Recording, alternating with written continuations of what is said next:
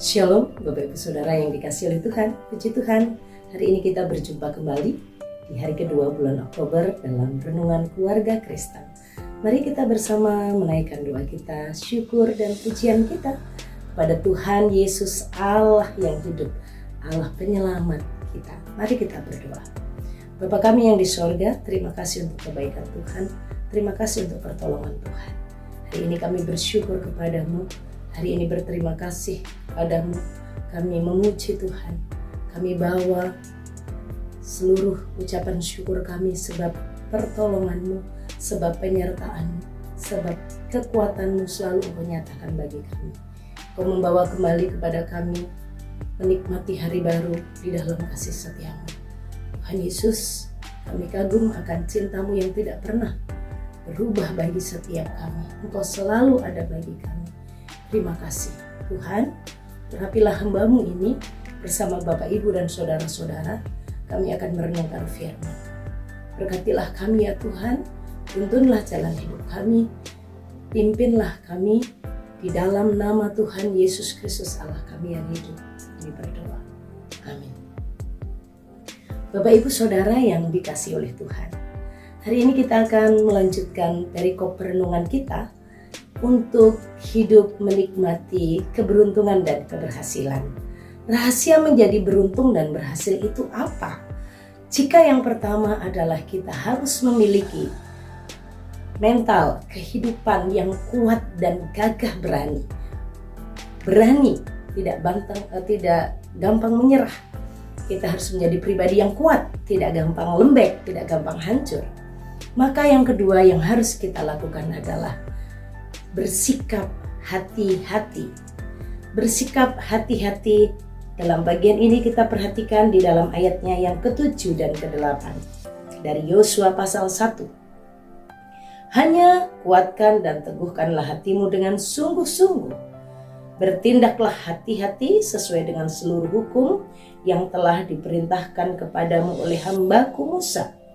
Janganlah menyimpang ke kanan atau ke kiri, supaya engkau beruntung kemanapun engkau pergi. Ayat yang ke-8.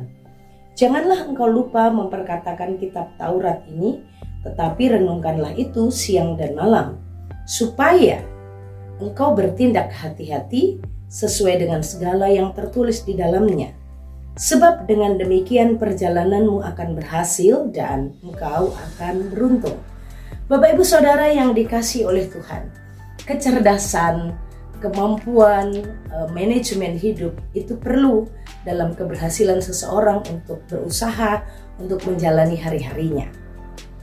Ini sebenarnya adalah bagian dari bagaimana kita membekali diri, membekali anak-anak kita supaya suatu hari saat kita tiada, anak-anak muda, anak-anak kita, generasi penerus kita itu perjalanan hidupnya berhasil, beruntung di tengah zaman yang banyak persoalan, pergolakan terjadi.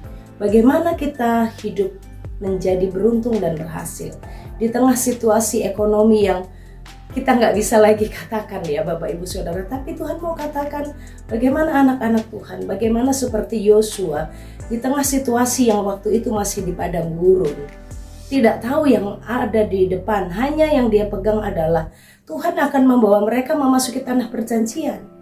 Padang gurun yang panas, yang terik, yang sulit air, yang mereka tidak punya kebun anggur, mereka tidak punya sumber penghasilan.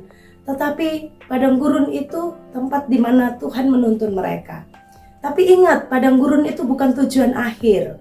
Padang gurun adalah sebuah proses, tempat perjalanan yang harus mereka lewati untuk memasuki tanah perjanjian. Bagaimana Yosua akan menjadi seorang muda yang berhasil dan beruntung dalam perjalanannya memimpin umat Allah. Tuhan beritahukan kepada Yosua, yang pertama kamu harus memiliki hati yang kuat. Penting, hati yang kuat yang tidak gampang menyerah, hati yang berani, jangan hati pengecut. Yang kedua, kamu harus bertindak dengan hati-hati sesuai dengan firman Tuhan. Bertindaklah hati-hati. Kalau tadi yang kemarin berbicara tentang membangun mentalnya, membangun hatinya, membangun pikirannya untuk menjadi pribadi yang kuat, pribadi yang tangguh, pribadi yang berani. Apapun tantangan di depan, maju terus, ya. Tembok Yeriko yang tebal, ada sungai Yordan, kamu harus maju, harus berani menyeberangi sungai. Nggak tahu sungai itu dalam, penuh batu-batu, arusnya deras apa tidak. Yang pasti kamu harus berani, di depanmu ada sungai Yordan, depanmu ada tembok Yeriko yang harus dilewati. Tapi kamu harus berani. Tapi bukan hanya itu, bukan hanya cukup kuat dan berani lalu maju, tidak. Harus bersikap bijaksana. Alkitab menuliskan bertindak hati-hati sesuai dengan firman Tuhan. Bagaimana Yosua bisa bersikap sesuai dengan firman Tuhan? Yosua harus punya komunikasi dengan Tuhan.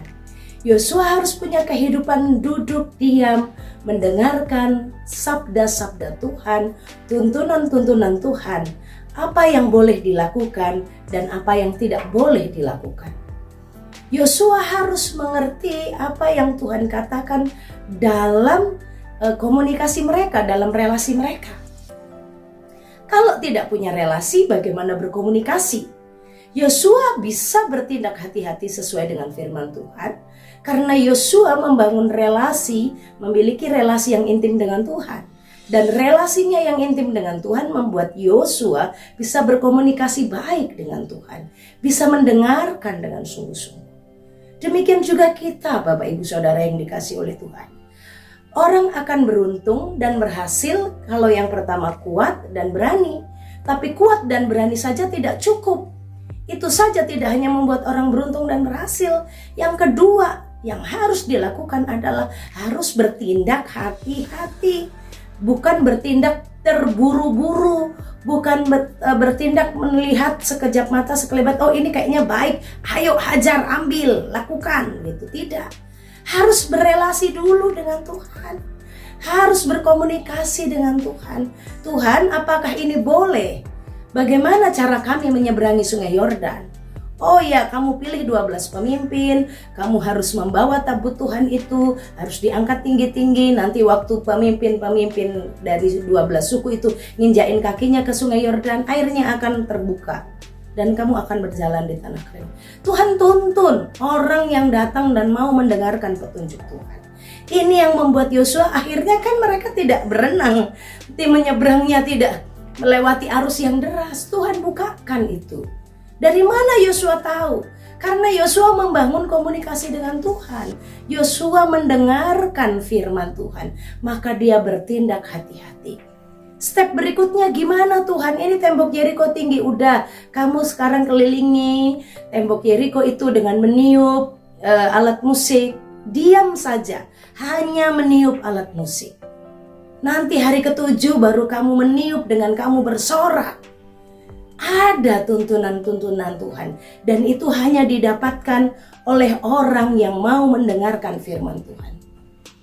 Jika Yosua hanya memiliki keberanian dan kekuatan, dia maju dengan pemikirannya, dengan konsepnya, karena mungkin dia sudah memiliki pengalaman 40 tahun bersama dengan Musa, dia pakai pengalamannya. Tidak, Yosua tidak menggunakan pengalamannya untuk dia bertindak hati-hati. Pengalaman itu perlu jadi sebuah pelajaran, tapi tolok ukur atau dasar pegangan utama anak-anak Tuhan untuk menjadi beruntung dan berhasil adalah firman Allah. Firman Allah, pimpinan Tuhan. Jangan menyimpang ke kanan atau ke kiri. Lurus aja, ikuti apa yang Tuhan bilang. Ikuti saja apa yang firman Tuhan katakan. Kalau Tuhan tidak boleh, bilang tidak boleh, ya turut. Jangan dilakukan. Sekalipun menurut pengalamanmu, kayaknya kalau aku pakai yang ini bisa deh, bagus deh, berhasil deh. Bapak Ibu Saudara yang dikasihi oleh Tuhan, karena ketaatannya dia terhadap firman, maka dia bertindak hati-hati. Bapak Ibu Saudara yang dikasihi oleh Allah, mari kita bangun relasi kita dengan Tuhan. Mari kita bangun komunikasi dengan Tuhan, supaya tiap-tiap kita membaca Alkitab, itu kita mengerti apa tuntunan Tuhan buat saya hari ini. Bertindak hati-hati, jangan bertindak serampangan. Ayat yang ketujuh, bertindaklah hati-hati sesuai dengan seluruh hukum yang diperintahkan kepadamu oleh hambaku Musa. Janganlah menyimpang ke kanan atau ke kiri supaya engkau beruntung kemanapun engkau pergi. Ayat yang ke-8, jangan lupa memperkatakan kitab Taurat ini, tetapi renungkanlah siang dan malam supaya engkau bertindak hati-hati. Yang pertama, bertindak hati-hati itu kita harus memperhatikan apa yang diperintahkan kepada kita. Memperhatikan perintah-perintahnya Tuhan. Memperhatikan kehendak-kehendak Tuhan. Perintah itu sesuatu yang harus dilakukan. Kalau Tuhan tidak perintahkan, jangan lakukan. Jelas, fokus kita adalah kepada perintahnya Tuhan. Bagaimana kita supaya bisa bertindak hati-hati? Karena dengan kehati-hatian itu kita akan beruntung dan akan berhasil. Kita harus fokuskan diri kita kepada apa yang menjadi perintahnya Tuhan. Kehendaknya Tuhan yang harus kita lakukan. Kalau tidak ada di dalam daftar perintahnya Tuhan, jangan coba-coba melakukan. Bapak Ibu Saudara, dalam ayat yang ke-8 ini bagaimana caranya lagi supaya kita bisa bertindak hati-hati. Selain fokus mendengarkan perintah-perintah Tuhan, kita juga harus memperkatakan, mengucapkan janji-janji Tuhan itu. Perintah-perintah Tuhan itu bukan hanya kita terima, kita dengarkan, tapi kita juga harus perkatakan. Karena dengan mengatakannya berulang-ulang itu akan terus bisa terekam dan melekat dalam hidup kita. Memperkatakan kepada diri sendiri, hei istri-istri, tunduklah kepada suamimu. Kalau engkau ingin menjadi yang berhasil, engkau harus membangun rumah tanggamu seperti apa yang Tuhan mau. Perkatakan, oh hari ini aku bersikap tidak tepat. Atau pas saat kita sedang berkomunikasi dengan pasangan, sedang berdiskusi tentang masalah anak, atau perhatikan. Bersikaplah hati-hati, bertindaklah hati-hati. Supaya rumah tanggamu beruntung dan berhasil. Supaya pekerjaanmu beruntung dan berhasil, hai anak muda. Bertindaklah hati-hati saat engkau menjalin hubungan kasih dengan orang yang kamu kasihi. Hati-hati, apa yang boleh kulakukan, apa yang tidak boleh kulakukan. Ada hubungannya tindakan kita terhadap perintah Tuhan dengan kehidupan kita. Kenapa engkau gagal? Kenapa engkau terus tidak mampu? Kenapa engkau tidak berhasil dalam urusan-urusanmu? Perhatikan. Jangan-jangan dalam kehidupanmu engkau sedang sakarepmu dewe, semaumu sendiri. Tuhan sebenarnya tidak izinkan engkau pacaran dengan yang tidak cinta Tuhan, dengan yang tidak takut akan Tuhan, apalagi tidak mau menyembah Tuhan. Saudara, perhatikan hidupmu. Maka perkatakan firman itu bukan hanya didengar, tapi juga ucapkan. Perkatakan, hari ini apa yang harus aku lakukan? Oh, Tuhan mau aku memikirkan firman-Nya. Tuhan mau aku memperkatakan firman-Nya. Tuhan mau aku hidup terus berpegang pada janjinya. Jangan takut, ada Tuhan bersamamu. Ya, jangan takut, Tuhan ada bersamaku. Ayo semangat, firman ini akan menolong. Jangan mencuri, Tuhan akan menolong bagaimana kita bersikap. Perkatakan itu, dan itu renungkan siang dan malam. Pikirkan, nikmati, temukan intinya. Dan engkau akan mendapatkan pertolongan demi pertolongan yang akan membuat hidupmu berhati-hati. Bapak Ibu Saudara yang dikasihi oleh Tuhan, rahasia keberhasilan dan keberuntungan manusia yang percaya kepada Tuhan, umat-umat Tuhan, bukan kepada pengalamannya, bukan kepada level pendidikannya, bukan. Level pendidikan tanpa disertai hati yang kuat dan berani, tanpa disertai sikap yang hati-hati sesuai dengan firman Allah, orang itu pun akan hancur. Karena level pendidikan tanpa hati yang kuat, dia akan gampang menyerah. Level pendidikan yang tinggi, punya kemampuan pengalaman yang luar biasa, tapi jika dia tidak menjaga hidupnya sesuai dengan firman Tuhan, kacau lah. Terlalu banyak contoh di dunia ini bagaimana orang-orang hebat menjadi hancur karena tidak menjaga hidupnya, karena tidak berhati-hati dalam bersikap. Daud menjadi contoh bagaimana dia tidak berhati-hati dan dia mengambil Batsheba istri Uria. Salomo tidak berhati-hati dalam hal bagaimana dia waspada terhadap istri-istrinya. Padahal Tuhan sudah perintahkan dengan jelas. Dia menikahi banyak wanita yang menyembah berhala. Maka Salomo akhirnya ikut membangun kuil-kuil penyembahan berhala. Hati-hati saudara. Salomo raja yang besar dan yang hebat itu pun jatuh karena tidak bersikap hati-hati. Hari ini kita akan terus jalani bulan Oktober untuk menikmati keberhasilan dan keberuntungan di dalam Tuhan dengan miliki jiwa hidup yang kuat dan berani. Dan yang kedua, terus bertindak hati-hati sesuai dengan firman.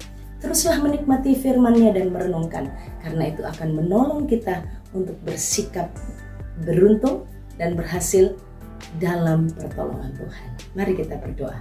Bapa kami yang di surga, terima kasih untuk firman-Mu hari ini. Kami bersyukur dan kami mohon Engkau Allah terus memampukan kami, menuntun kami dengan tepat bagaimana kami harus bersikap, bertindak, berkata agar sesuai dengan kehendak-Mu. Pimpin kami Tuhan Yesus, terima kasih. Arahkan hatimu kepada Tuhan dan terimalah berkat Tuhan. Tuhan memberkati engkau dan melindungi engkau. Tuhan menyinari engkau dengan wajahnya dan beri engkau kasih karunia. Tuhan menghadapkan wajahnya kepadamu dan beri engkau damai sejahtera dari sekarang sampai selama-lamanya. Amin. Shalom, Tuhan Yesus memberkati.